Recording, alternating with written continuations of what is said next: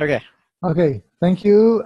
Here we continue the subject of manifestation, and let's explore the effect of Hmm. emotions on manifestation. And in one of the previous videos, you mentioned Greg Braden, Correct. and one of his bestsellers was, I think, the Yeshayahu effect, something like that, and where he explains and research the mechanism and effect of prayer. Of prayer, you said? Yes, Okay. praying. And he said that in order, said there are 7 steps for a prayer to be effective.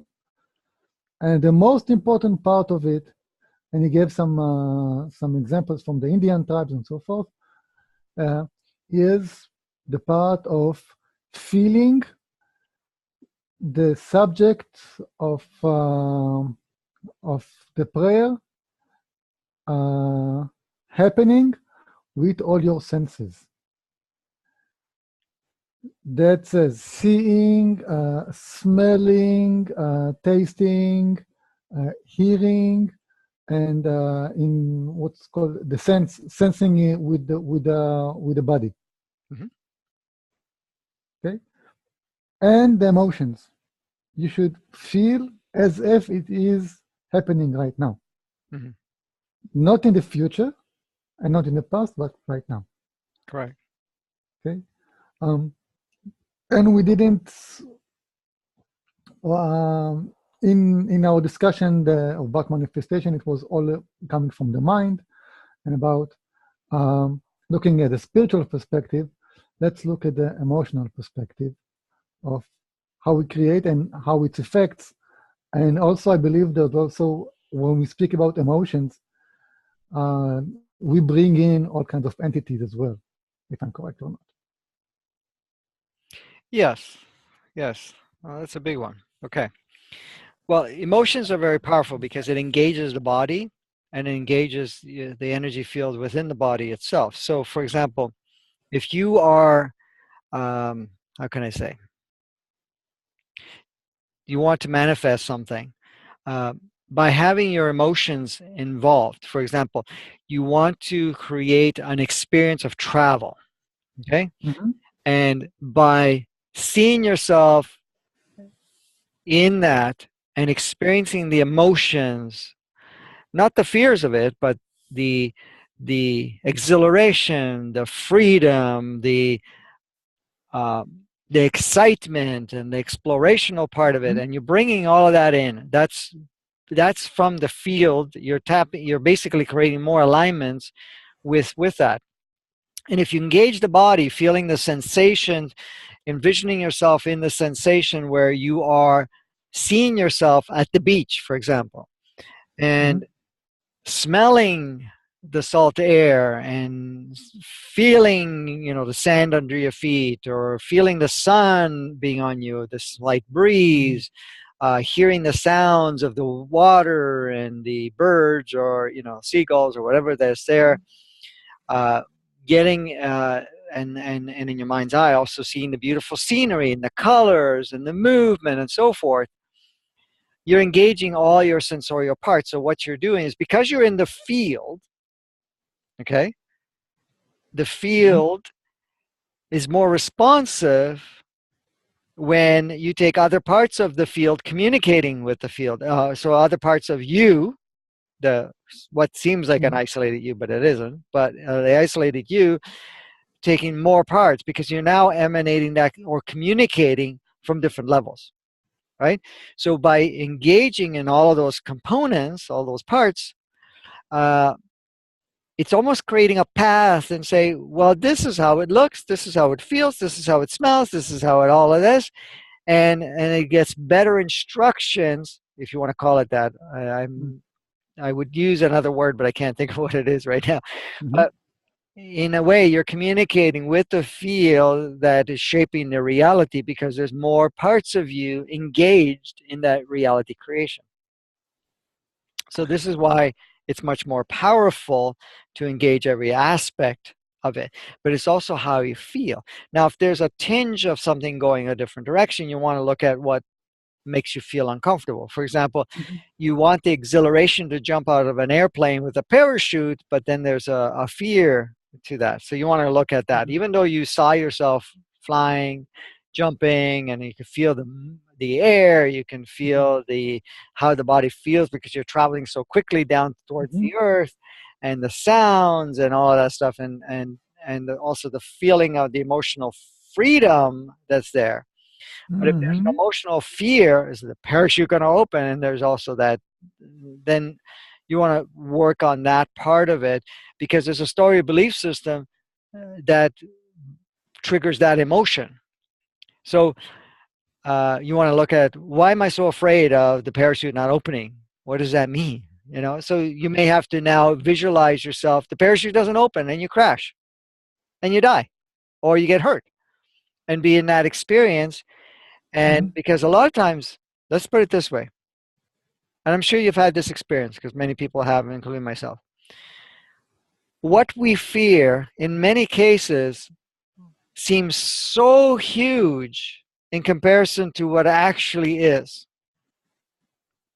How many times have you had fear about doing something and then you do it at some point? You finally say, okay, I'm going to do it. And then you look at it and say, wow, there's hardly any real fear about it.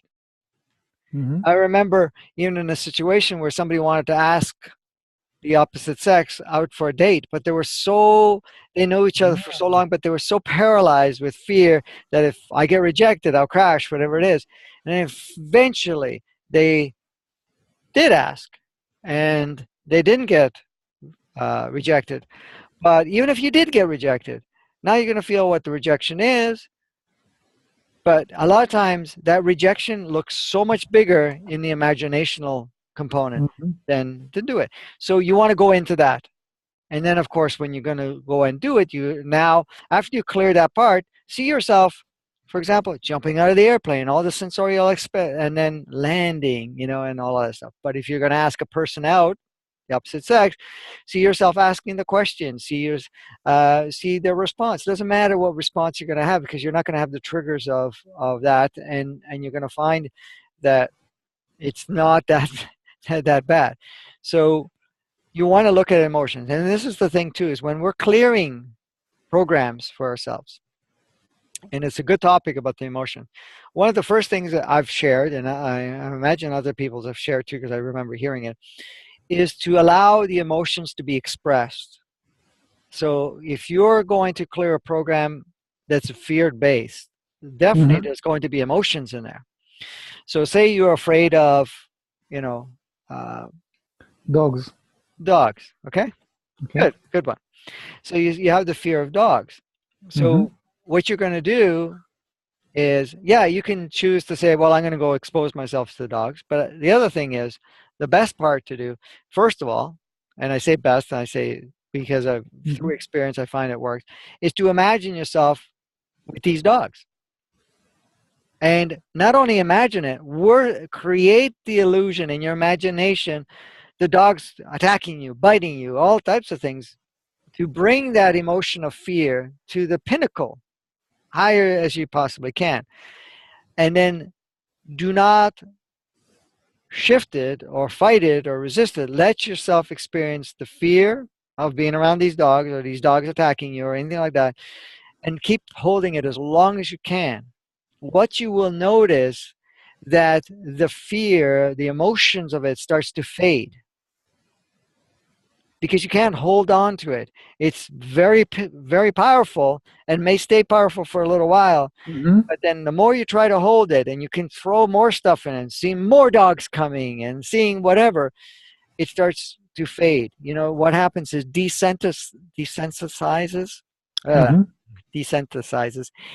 So it gets weaker and Mhm. weaker and weaker, and to the point where it almost fades completely. So you've given yourself the chance to experience the full emotion and allow it to take the full intensity.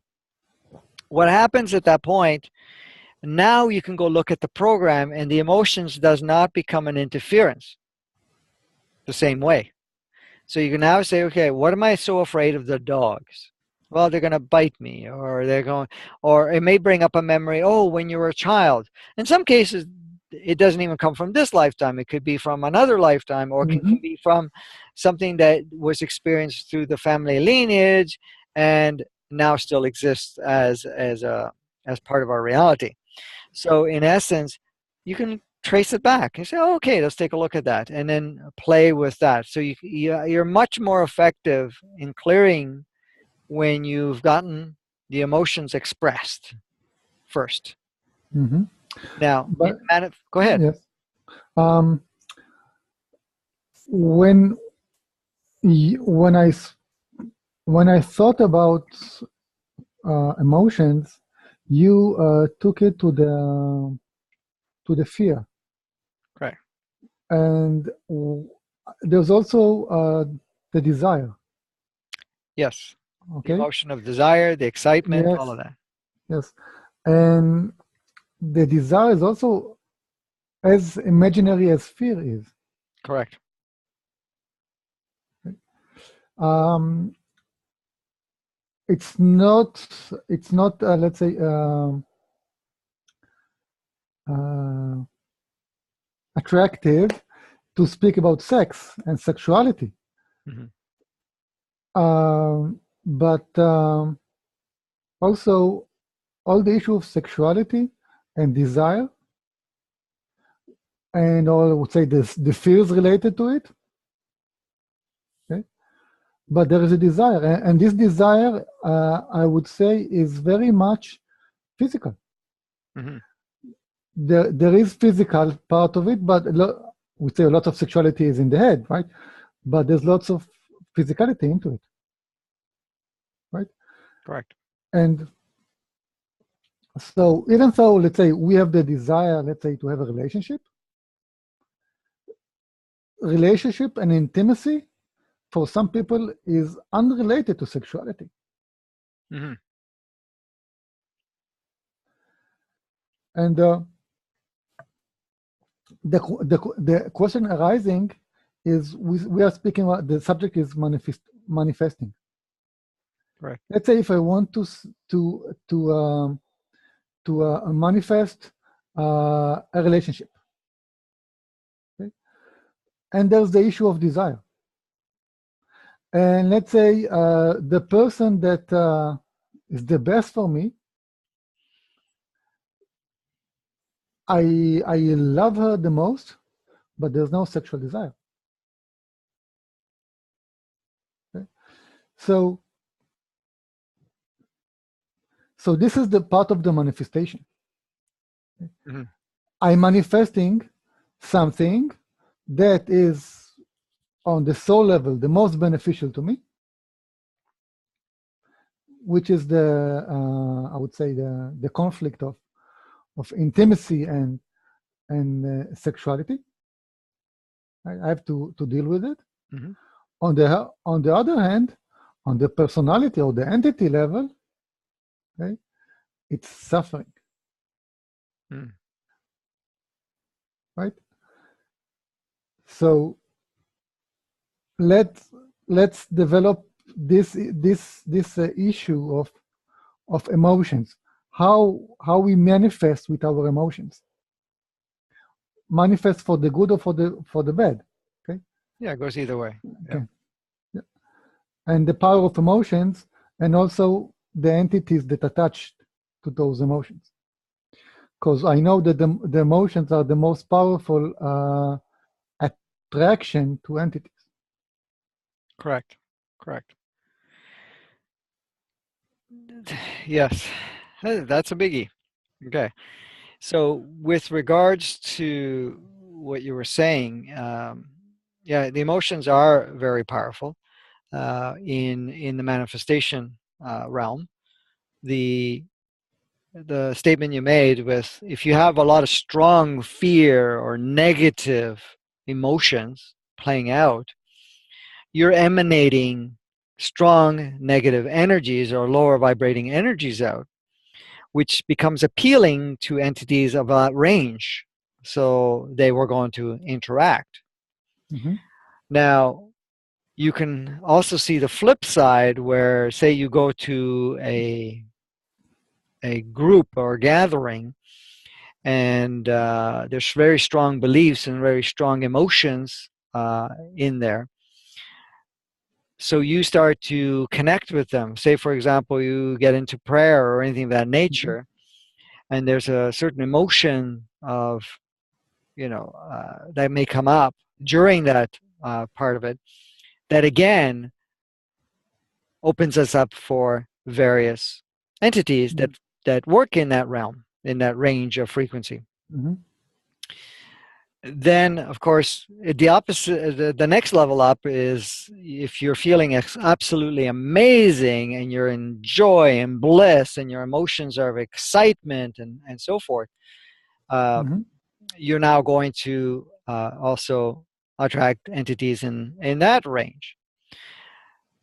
Of course, the experiences are going to differ because each realm is going to give you. So if you're in excitement, you're going to find more excitement. You're going to have more playmates that will come and play in that excitement and so forth. Mhm. And then there's other levels of creativity, because a lot of times our own creativity is also receiving information and creativity from entities that may be surrounding us, so it adds a little Mhm. bit more to the mix.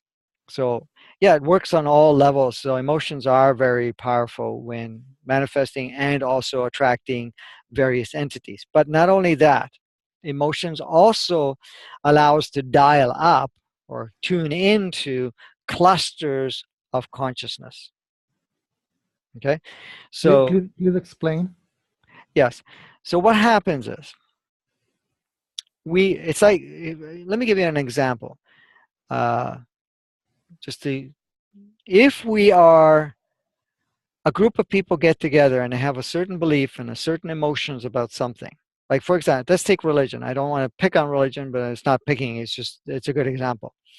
So if you go to a particular religious order, Mhm. they keep a certain structure of belief, but also structure of energy and so forth. So Mhm. if you're going to go to this group and you're going to participate in this religious gathering and Mhm. religious whatever they do, Practice. practice, thank you, that's a good word, Yes. religious practice, what happens is each time they're doing that, they're uploading in the collective a pocket of consciousness, awareness, emotional patterns, a certain. So it Mhm. becomes like you go on a website and now you're gonna open up a page, or not even you're gonna go onto a website and you're gonna load all types of consciousness around religion, for example. All the everything, the writing, the photos, the sayings, everything is going to be religious based, for Mhm. example, of one particular order. That's what kind of happens in the collective. We're not even talking internet. Because we are kind of an internet hookup. So we're basically putting in the collective this consciousness, this Mhm. pocket of consciousness. So when you practice, say if there's a prayer involved, or if there's a certain ritual that is involved, or there's a certain practice that when you go in there, you're now tapping into that collective consciousness and all the entities that play there in that Mhm. realm. So you now go into the church, synagogue, whatever you want to go, cathedral, whatever it is, and you go in there. As you become more aware, when I say aware, more consciously open, you see, you will notice as you walk in, because I notice it, many other people do too that are going in. You say you go to a religious building where you can feel the energy that's stored there and how it's connected to your collective, but you also see a lot of entities hanging around too, Mhm. especially if it's occupied by people, because if it's not, you won't feel it, you won't see as much, you'll see very low. Mhm. And so when you're there with the practice, that you're kind of immersed in all of that aspect of it. So that's but it's all a lot of it is emotionally driven. For example, if you're going to a certain practice that's saying there's a deity out there and um, you have to be really good, or you have to act a certain way, or you need to before you are gifted to have another life somewhere else better or anything of that nature, then you may feel yourself uh, victimized in a way, like a victim. Oh my God, I have to Hmm. act a certain way because there's something over me that could punish me or send me someplace bad, or then could decide to send me someplace good or something of that nature. So that energy and that emotion that comes in is a victim emotion, fear emotion, because a lot of the religious practices stimulate that, because that way you stay on track, stay within the order, and you don't go outside the box, sort of thing. In Without the, control. yeah, yeah, In exactly. control. So it's just an observation, okay? Mhm. I mean, this happens everywhere. It's not only just religious, but if you get into organizations, groups, even Yes. business, Corporates. corporates, yeah, corporations, and Hmm. anywhere you create. So if you go, say, what do they call it? Um, I know in North America they use it a lot as a consciousness. Oh, I can't even think of the word now. But anyways, the idea of free enterprise, free whatever you want to call it. Now it's not even free, but um, Free markets. It's yeah, illusion. free The illusion of free markets, market. capitalism, or anything like that. Yes. So if you go into any of that, Ideology. yes, there's a powerful consciousness in there. There's a Hmm. powerful emotional charge in there, and there's a lot of energies around that. So as soon as you Hmm. tune into that, for somebody that's very sensitive, they're going to feel that heaviness for themselves, because they walk into a corporate building or office Hmm. and they can feel the heaviness of that energy. Now, the reason it feels heavy, because other people will relate with it, will go in there, and yeah, it's part of the thing, and they're feeding it, and they're fed by it. And then, of course, you're going to have all the entities in that energy field. Hmm. But someone going in that's light spirited, free, whatever it is, and doesn't buy into the corporate thing will feel, oh my God, that feels heavy. I remember even uh, for myself, with my group of people, we were doing some retreats at conference centers. Hmm. And conference centers are usually used by business people and the business consciousness and the culture and Hmm. all of that stuff. And every time we went in there, just for us to be able to use the space, we had so much energy we had to clear out. And then you couldn't clear out the whole building in most cases, because unless you had lots of help, you would only clear out a section of the building where you were actually holding your event. Because if you're going to go in with a different, it was very difficult. And this, we had an arrangement with one place which was beautiful. I mean, it was like the Hmm. ultimate in having a retreat there, but the energies were very corporate, very very, and that energy was there. And whenever we walked in there, it was like full of entities. So we're Hmm. getting these entities to leave, and then we're clearing the space, the energy, grounding it, Hmm. and it was so much, and before you can prepare the room to get started. Hmm. There's a movie called Branded. Ah, okay. And in that movie, one of the characters, I don't remember all the movie, but one of the characters start to see the entities of the brands, Ah, yes, and how they take it's with animation, okay, yes, and how they take over the world. yes, And you yes, get it's a very good movie. yes. It is. I'm gonna have to check that out. It's called branding, you said? Branded. Branded. Okay, perfect. I'll remember Mhm. that. So see that, there you go. Because brands create an entity, create a consciousness around it. Mhm. And that's why they use it, and they also help program people to recognize that brand, and also stimulate emotion, stimulate different things too, Mhm. because that is a visual link that is created to the entity and the consciousness of that brand. Mhm. Okay. And this is why they spend so much money and so much advertising and so forth to embed that link, and for most people to create. Now, if you look at it, Duty, there's a lot of investment in whatever they're advertising to stir up emotions, Yes, because it's so powerful when we and bring mostly the emotion. fear. And the most powerful emotion is fear, Correct. fear based. Correct. Fear has a huge pocket of consciousness in there. It's not our natural. It's not part of our natural operating system, but it's a programmed uh, Mm-hmm. default operating system. Mm-hmm. So for us, in our natural state, we don't experience fear.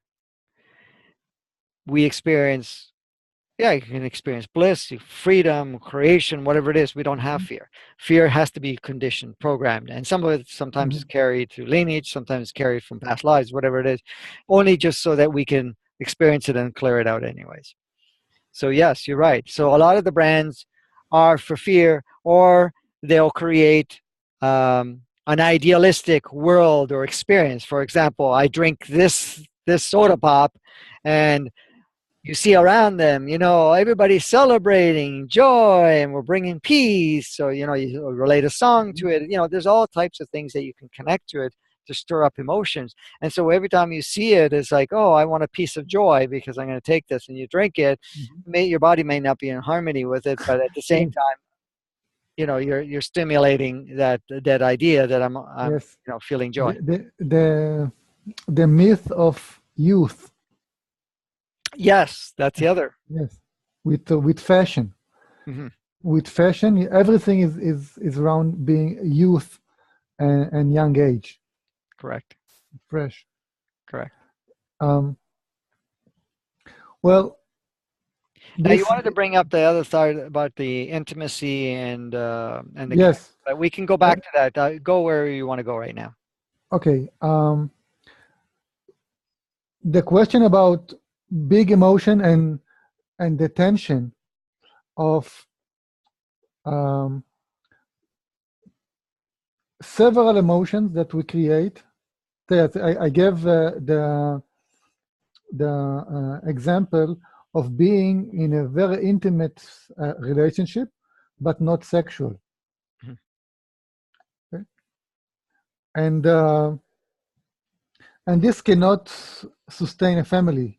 Actually, in my belief system, in my and I know that 1% of the population are asexual, so they don't enjoy sex. Mhm. Um, so so the question is about regarding this emotions. Okay, I can have on one hand, I have lots of intimacy, but I don't have attraction. Mhm. On the other hand, I might have attraction to someone else, and then I'm doing adultery, Mhm. which is not acceptable on social level or on the local intimacy construct, and in other places it might be acceptable. I don't know. Mhm. So, so in essence, let's talk about the tension of conflicting, let's say, social constructs. Mhm. This is conflicting social. I have to be attractive, attracted, and also with intimacy with someone Mhm. in order to be connected with it as a partner. Right. Right. That's a big one because, in essence, the way it works, say somebody is sexually driven, wants to have intimacy, wants to experience sex, and then you have the other person that doesn't want to Mm-hmm. have sex. The difference is it's polarized because, in essence,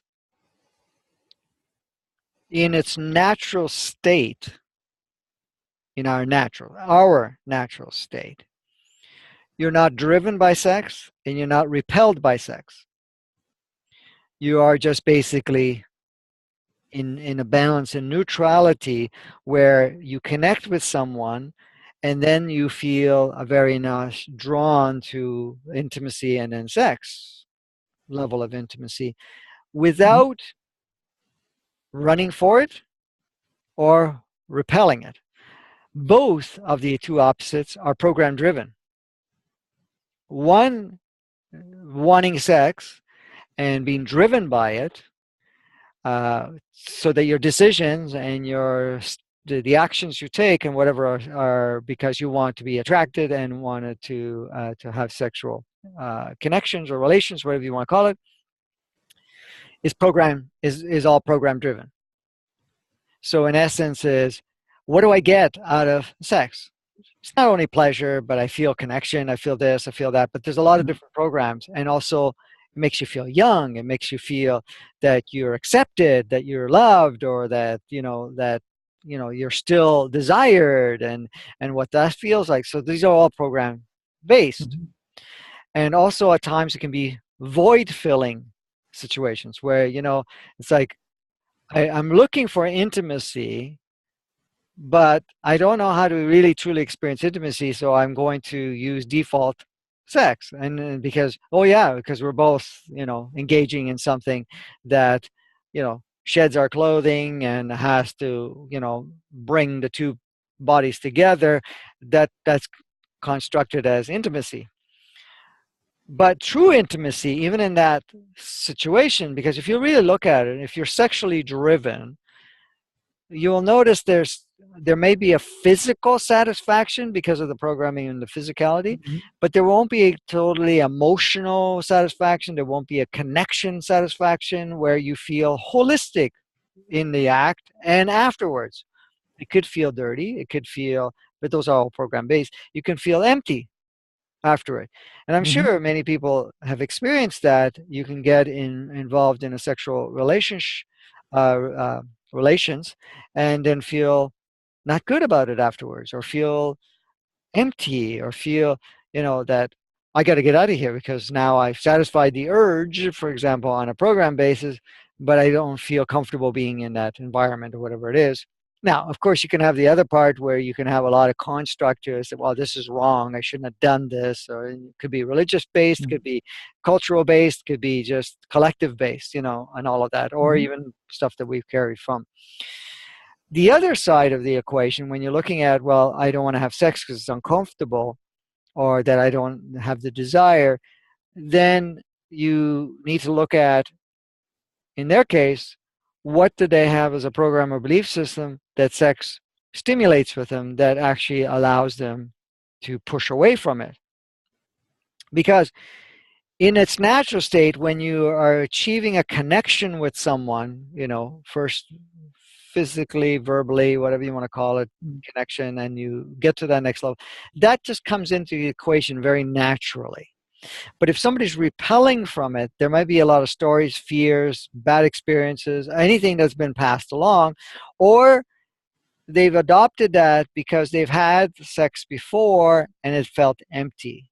So it's like, oh, it's like this. I'm going to eat a donut, very sugarly. It's lots of sugar in it, Mhm. and it's got cream in it or whatever it is. And I'm going to eat it. While I'm eating it, it's like, oh, I feel good. I feel good. I feel good. And then after you finish, you may feel the aftertaste, which is not so pleasant. And Mhm. then there may be the sugar rush where you feel Mhm. really charged, and then later on you feel very low.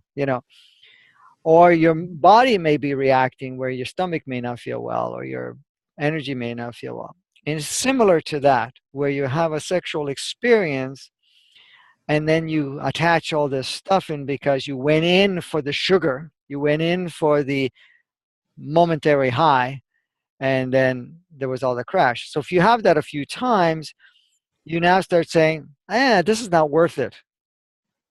And I'm not going to do this anymore. And now it's afraid to get into an intimacy experience because it has old memories of what it felt like in previous experience. So there's stuff that needs to be cleared around that. Because the program comes in, it's like, okay, sex leads to this. Intimacy equals sex equals this. You're Mhm. putting all these equations in place, right? Where basically, when you get to that more natural state, it's more like, okay, I'm connecting with someone first in just a connection, communication, being in their energy field, how it feels, very on agenda based. Because a lot of times people go in with the agendas like, I'm going to connect with this person because ultimately I want to have sex. You're not going to go in with that. You're going to go Mm-hmm. in, let me get to know this person. Let me connect with this person. And you're going to find out things about them. You're going to feel them. You're going to have that connection.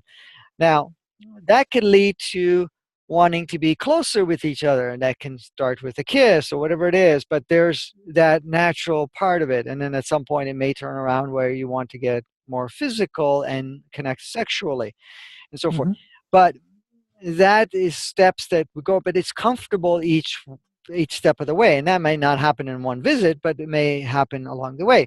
And then when you have the connection, you're now not going in for satisfaction where I'm going to have an orgasm or I'm going to have this feeling or whatever it is. You're going to go in for the connection point. Because what happens is when the two bodies are coming together, it becomes one when you have it naturally connect in a pure, and when I say pure, without all the stories either way, you know, where you allow its natural connection come in, and where the two are making love, and what you're doing is basically love coming together. uh, you will notice that during that point in time, you don't feel a separation with the bodies. You feel a oneness within the bodies. Mm-hmm. You are become them and they become you, type of thing, and that is the natural state. And I've experienced that many times. And I've experienced the opposite too, where it was empty. But in essence, you become one in that union. And then after that whole part, you feel the closeness. You're not going to turn around and want to leave. You're not going to turn around and feel bad. You're going to feel, even after the orgasmic part, the Mm-hmm. physical, mechanical part comes into Mm-hmm. play, you still feel connected, and you're going to cuddle, you're going to hug, you're going to feel that you want to stay in their energy field because you became one within that. That is your natural state, and that is very possible. And there are people that experience that very simply. But it is, first of all, to get rid of the other programs of one versus the other, because both of them kind of take you into the pattern. Now, we're Mm-hmm. conditioned sexually to respond that way through the media, through education, and so forth. And even Mm-hmm. in our upbringing, as a kid, of course, you have hormones which kick in, which are basically, again, in that regards, coming in and playing a factor in there. But even if the hormones are there, if you let it just dictate at that point in time, then all you're going to want is sexual release rather than Mm-hmm. sexual connection. Mm-hmm. Because really what you're talking about, sex, is another level of connection where we talked about the merging of Mm-hmm. the bodies. What about because sexuality is so intense emotionally Mhm. and hormonally? What are the entities related? Are they there? Everyone have related, attached entities that related to sexuality, kind of sexuality demon or angel that's related to that, or something collective? First level is collective, but there are also, depending on the programming and what energy that emits through those programs when you're engaging with it, you can bring darker or lower vibrating entities or higher vibrating entities during the act of whatever's playing out. Mm-hmm. You're also tapping into the collective consciousness of it. So, getting into a level of intimacy where it's in its natural state, you're now altering, and you're not actually engaging the polarized entities. You're bringing Mm-hmm. in the entity and the consciousness of the natural design, the natural state Mm-hmm. of being. So that's where it differs in that regards. So there is lots more involvement. So if there's emotions involved, like for example, if you're going in very program charge and emotions, are they going to like me? Are they going to, are they going to be here afterwards? Or what does this mean? There's all those things behind it that Mm-hmm. can get engaged. for a man, maybe a little less at times, on a collective scale, will be, am I performing properly? Am I satisfying the woman, or anything of that nature? Uh, Mhm. for a woman, it could be, yeah, am I satisfying the man, but is he going to still, still feel the same for me after this? And Mhm. is he just going to leave, or there's all of that aspect. And then same sex is the same thing. It's just different Mhm. connection. Um, it's all the same. It's all still Mhm. intimacy and oneness connection. But so all those programs may come up. If they are engaged, then as much as you may have the sexual component going on, it's going to be more physically based and more mind based, but it's going to have a lot of deterrence and a lot of static noise and distraction. But if you're going in with where a natural state, where you're not having Mhm. all these programs, you don't have any of this stuff coming up, then you're going to enjoy that whole experience, and you're not going to have distractions. You're not going to, and you're not going to bring any polarized entity into the mix of it, and you're not Mhm. going to tap into any polarized Mhm. consciousness either. And it's very I different. I thought about being infatuated in love. Okay, is that an entity? Infatuated with love? Infatuated people who are Right. infatuated. Yes. Yes. In many Okay. cases, that plays a role. Okay. It still serves in a way because it helps us do whatever. By the infatuation, yes, you're tapping into an energy that is, a lot of times entity based, that create. And then I'll tell you, when that pops, sometimes you just like, you're infatuated, and then something gets triggered, and the infatuation goes away, and it's like, how did that happen so quickly? So, and a lot of times, if something gets triggered, you may bring in you can, let's put it this way: some people can love hate in an Mhm. instant. you know Yes. they can be chasing somebody and wanting whatever, and then this person may just act a certain way, and all of a sudden, and now they're in the hate category or whatever it is, and it's now Mhm. they can't stand this person that they were, you know um, chasing around. So yeah, there's a lot of different energies and so forth that are involved in a simple thing as sexuality. The other thing too, many are programmed, the majority are programmed to be driven by sexual needs.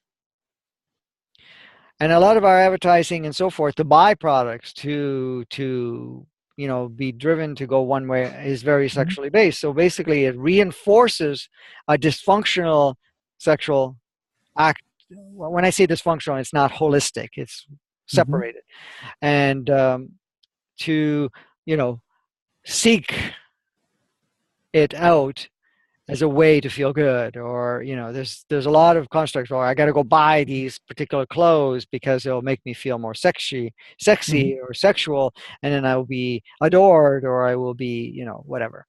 And the same thing with certain supplements and stuff like that. Take this supplement and you'll lose weight and you'll be more attractive, or whatever it is, and then you see always these skinny people, whatever. It kind of creates that, because if you look a certain way, you wear a certain thing, you have more fun, you're more sexually desired, you're much more, Mhm. you'll get your ideal mate, or whatever it may be. There's a lot of different things that are per- perpetuated with the idea. Thank you. Um, Sexuality is very much connected with polarity. Oh, yes. And one of the major beliefs in polarity and in manifestation, that as you manifest in this game of virtual reality, then you must manifest both polarities. If you, let's say, manifest uh, abundance, you also manifest scarcity somewhere else. Mhm. If you manifest hate in here, you must be manifesting some love somewhere else, and so forth. And so there must. This is the belief in polarity and balance. Mhm. what is your aspect about this belief? Well, yes, as long as you're playing in polarities, you're going to play, you're going to play the, you're going to create the, or manifest the opposite and experience the opposite because you're still in polarity to create balance. In a balanced state, you're not creating either. You're creating, so for example, you're not going to try to create abundance while creating lack somewhere else or in another aspect of your life. So, in essence, you're not even going to try to create abundance. You're going to just be in a creative mode, and whatever is necessary, beneficial will be there because a lot of times when we're creating abundance is to fill a void. We're creating an Mhm, abundance because if I have abundance, then I can feel good. I can feel free. I can feel mhm. this or that or powerful, or I can contradict my belief that I'm not worthy or anything like that. So when you're Mhm. going in with that construct, then of course you're going to create polarities. You're going to play in polarities because you're trying to manifest something in polarity. But if you're just creating and you say, for example, you want to experience a certain experience, you bring into the experience, you start living that experience within it, and whatever abundance is required for that experience, for example, will come into play, or whatever playmate needs to come into play will come into play. You know, whatever needs to come in will be part of it because now you're manifesting and you're co-creating and co-manifesting with other playmates at this point in time, but you're going in just on an experiential realm. Okay, this is what I'm choosing to experience. This is I bring into the mix rather than going opposite. So, but a lot of people see that there's the two opposites, and that's true. As long as you're playing with polarity, then you're going to have both parts. Is it possible to manifest, create without polarity? Let's say relationship or Mhm. or sex-driven relationship. Let's say it's also possible without being in polarity. Well, the way to create without polarity is not seeing the absence of it. So, okay, I want to have an intimate experience with someone, and so you see it as okay, this is what I'd like to experience, without seeing the lack that oh, I don't have it right now, or that in one way or another, if I don't get it, then I'm just going to stay in lack, or like an absence of having that intimate connection. So as long as you're not coming in to fill the opposite, then yeah, you can just go into the experience of wanting to connect with someone, and you're not coming in from a want because a want is always missing. Okay, that's Hmm. a polarity too. I Oh, want that's this. the issue. That's a biggie. That's a very Yeah, big. it is, and then it's driven that way so that you're always wanting something. Hmm. The question is, why do you want it? What are you looking at right now? It's Let's say, let's say physical satisfaction, mhm, physical release. okay. So in a sense of physical release, I want physical release. Okay. Then you're looking at what is my story around the physical release. Because in essence, is it really physical release that I'm looking for? Or am I feeling that I'd like to have a connection of some sort that requires me to connect and not only just having a physical Hmm. release? So if you're going in, I'm looking just for a physical release, you're going to be able to connect with connections that are not going to be intimate to the level that you desire or feel that you want to have or be part of the experience.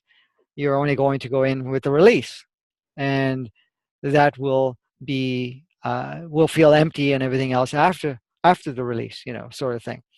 And that's I'm not judging the experience Hmm. because that's still a good learning experience to some degree, and as long as we're wanting to play there. Hmm. But in essence, if that's what you are feeling, that I just want to have physical release, then yeah, you can create within the physical Hmm. release. But you're not going to go in and say, well, I haven't had a physical release in a long time, and I need to have something of that nature because that's kind of the Hmm. polarized part of it, and you're going in from one side to the other. You're trying to fill a void, Hmm. right? But um, if we're going to the other extreme of of looking at polarity, the Buddhism teaching say that one of the spiritual goals was to release any desire. Mm-hmm. And if you release all your desires, then you're not creating anything and you're idle. You're not participating in a creation, in a game. Mm. Right? And when you're saying so creating, what are you creating? What do you mean by creating? Creating what? creating your reality. Okay. You're sitting idle, you're meditating, Mm-hmm. you are satisfying your bodily functions, and you're meditating. You have no desires. Okay? You Right. don't engage in life. Right. So, and my view of it is this is another kind of elaborate control system. The Buddhism is another control system. Mm-hmm. It's a religion. Okay? Yep. That trying to control people by trying to control their desires. Mm-hmm. Okay, as let's say if you as other religions do as well. Correct. Yeah. So if we look at it from this point of view, it's another extreme. Correct. One extreme is I was looking, okay, I'm gonna play in polarities. I'm gonna go for the experience lack, and I'm going to experience abundance. I'm gonna be experience desired, and I'm gonna experience rejected. It's a gamut, a spectrum, a full spectrum. Okay. Yep. Well, on the other hand, I'm not gonna. I wanted to, as a Buddhist, I want to extinguish all the desires. And what would you teach as the way to live your life? That's up to each individual, because even Buddhism, for example, yes, that is a teaching. It is a another religion, of course, but it has certain rules and how you manage yourself and what you do, right? And in that regards, I mean, that plays a role too. It's like somebody that is very materialistic versus someone that's non-materialistic, and one that has lots of desires versus someone that doesn't have any desires. It's still a polarity. It's still a part of an experience, right? And Yes, it still indeed. feeds the collective. Now it's up to the individual. What I say is, with individuals, you need to go with.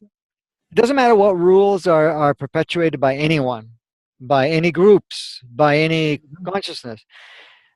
You follow what resonates with you at each step of the way. And if somebody's saying to you, you need to extinguish all desires, you got to extinguish all physical, sensorial aspects of it, whatever it is. If that's part of your experience that you feel from this level to want to participate. However, be conscious of when you have finished with that experience. It's like this. It's not like I'm going to become a Buddhist, for example, not picking on anything, or any religious facet or group, and now I'm committing my life to it. You may want to commit your life to it right now. You may do it for a week, a month, a year, 10 years. This is an example. At some point, if you're always checking in, does this still resonate for me, or do I want to engage in a different way where I choose to experience other aspects of it? Then you shift that. You don't hold yourself, okay, I'm a Buddhist and I have to follow these rules till I die, type of thing. Okay.